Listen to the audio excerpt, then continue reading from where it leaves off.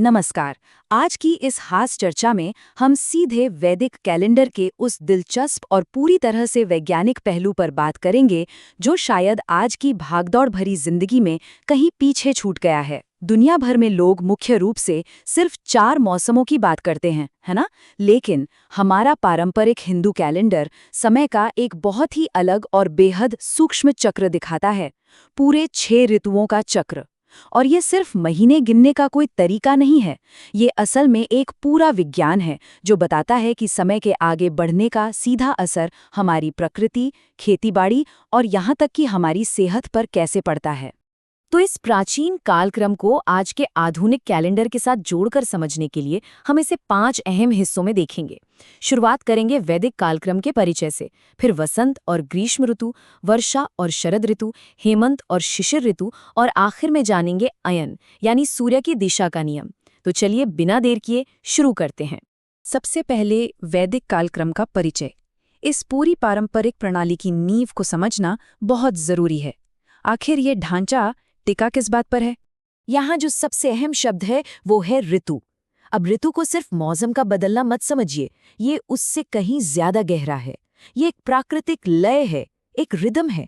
वैदिक कैलेंडर में हर ऋतु लगभग 2 चंद्र महीनों यानी लूनर मंथ्स तक चलती है। हिंदू पौराणिक कथाओं और आयुर्वेद में तो इसका बहुत ही ज्यादा महत्व बताया गया है।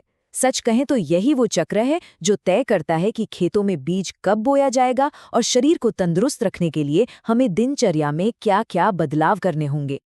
और अगर हम पूरी तस्वीर देखें तो जहां पश्चिमी दुनिया सिर्फ 4 मौसमों पर रुक जाती है, वहीं वैदिक वर्ष को बहुत ही बारीकी से पूरे 6, जी हाँ, ठीक 6 अलग-अलग ऋतुओं में बांटा गया है। ये प्रकृति में होने वाले छोटे-छोटे बदलावों को इतनी सटीकता से पकड़ता है कि कोई भी हैरान रह जाए। चलिए अब कालक्रम में आगे बढ़ते हैं और बात करते हैं वसंत और ग्रीष्म ऋतु की।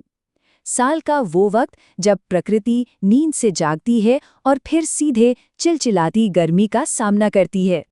इन पहली 2 ऋतुओं का अगर हम एक आम ग्रेगोरियन कैलेंडर से मिलान करें तो तस्वीर एकदम साफ हो जाती है। वसंत ऋतु जो चैत्र और वैशाख के महीनों में आती है, यानी हमारे मार्च और अप्रैल, तब तापमान एकदम परफेक्ट होता है, ना ज्यादा सर्दी ना ज्यादा गर्मी। लेकिन ठीक इसके बाद ज्येष्ठ और आषाढ़ के महीनों में यानी मई और जून, तापमान एकदम से ऊपर भागने लगता है और सूरज की किरणें सचमुच चुभने लगती हैं।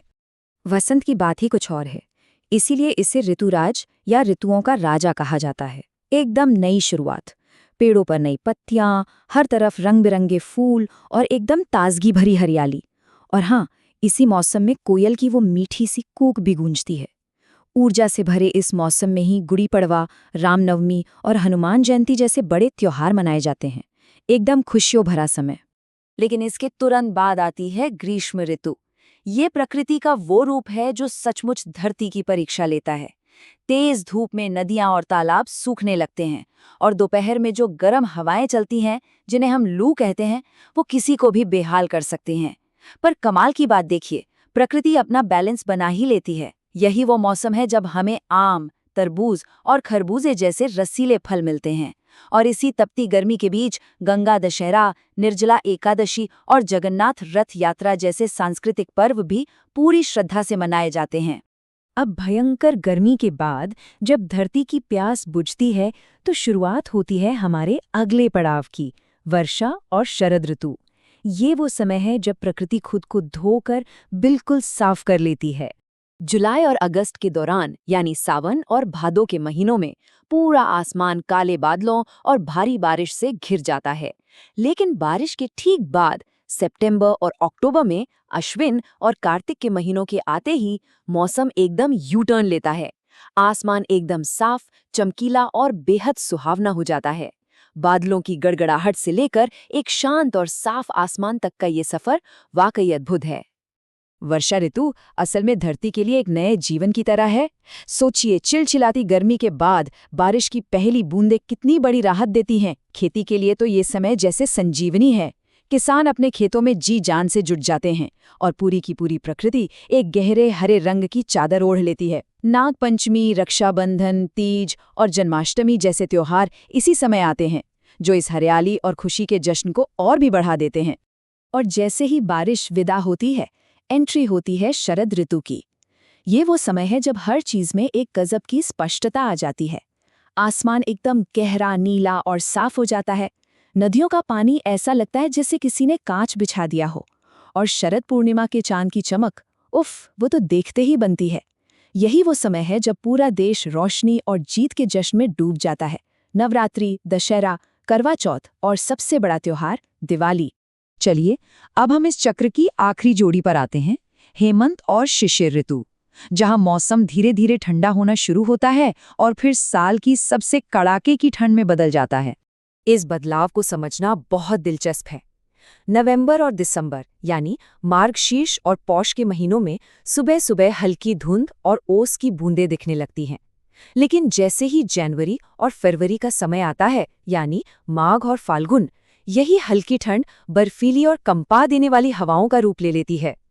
हेमंत ऋतु की शुरुआत होती है एक बहुत ही प्यारी सी गुलाबी ठंड के साथ। दिन छोटे होने लगते हैं और रातें लंबी। और यहाँ एक बहुत ही कमाल की बात है।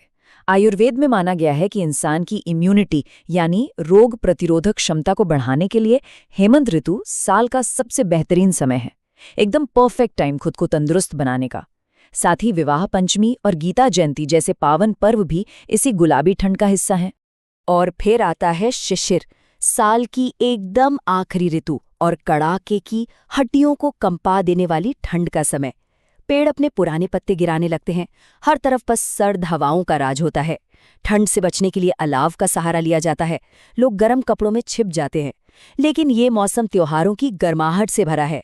लोहड़ी, मकर संक्रांति, पोंगल, बसंत पंचमी और महाशिवरात्रि, ये सभी त्योहार इसी कड़ाके की ठंड में नई फसल और आने वाले बदलाव का जबरदस्त स्वागत करते हैं। तो ये थी हमारी 6 ऋतुएं। लेकिन कहानी यहाँ खत्म नहीं होती। चलिए अब जरा और पीछे हटकर एक बड़ी तस्वीर देखते हैं। अयन यानी सूर्य की दिशा। ये वो नियम है जो इस पूरे चक्र को एक ब्रह्मांडीय स्केल पर कंट्रोल करता है। अयन का सीधा सा मतलब है सूर्य की दिशा। ये प्राचीन कैलेंडर सिर्फ दिन और महीने नहीं गिनता, बल्कि सूरज के सफर को भी ट्रैक करता है। अयन इन 6 ऋतुओं को सूर्य की दिशा के आधार पर 2 एकदम स्पष्ट हिस्सों में बांट देता है। ये सच में खगोल विज्ञान का एक ऐसा मास्टरपीस है जो हमें प्रकृति की गहरी समझ देता है। इसे ऐसे समझिए, साल के पहले हिस्से में जब सूर्य उत्तर की दिशा में बढ़ता है तो उसे उत्तरायण कहते हैं। इसमें वसंत, ग्रीष्म और वर्षा ऋतु आती हैं, यानी वो समय जब पृथ्वी का ये हिस्सा धीरे धीरे गर्म होता है। और फिर शुरू होता है दक्षिणायन, जब सूर्य दक्षिण की ओर बढ़ता है। इसमें शरद, हेमंत और शिशिर ऋतु शामिल होती हैं, जो वापस से धरती को ठंडक और शांति की तरफ ले जाती हैं। वार्मिंग और कूलिंग का ये एकदम परफेक्ट प्राकृतिक बैलेंस है। अगर हम इस पूरे चक्र को एक साथ एक टाइमलाइन पर रखें तो ये साफ हो जाता है कि ये 6 ऋतुएं कैसे बिना रुके एक के बाद एक बहती चली जाती हैं।